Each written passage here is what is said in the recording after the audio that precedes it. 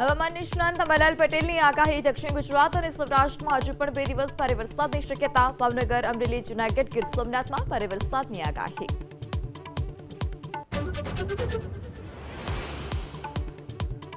રાજ્યમાં વરસાદને લઈ ભરૂચ જિલ્લાના 1 નેશનલ હાઈવે સહિત 108 માર્ગો બંધ. પાણીના પ્રવાહ અને ક્ષતિગ્રસ્ત થવાથી માર્ગો બંધ.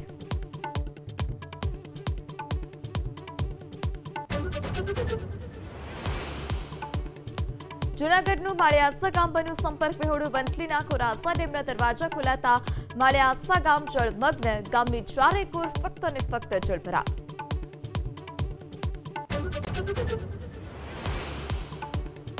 જૂનાગઢના માંગરોળમાં નોળી નદીનું રૌદ્ર સ્વરૂપ. સોમનાથ પોરબંદર નેશનલ હાઈવેનું ધોવાણ થતા વાહન વ્યવહાર બંધ. પાણીના ધસમસતા પ્રવાહમાં હાઈવેનો એક ભાગ તૂટ્યો.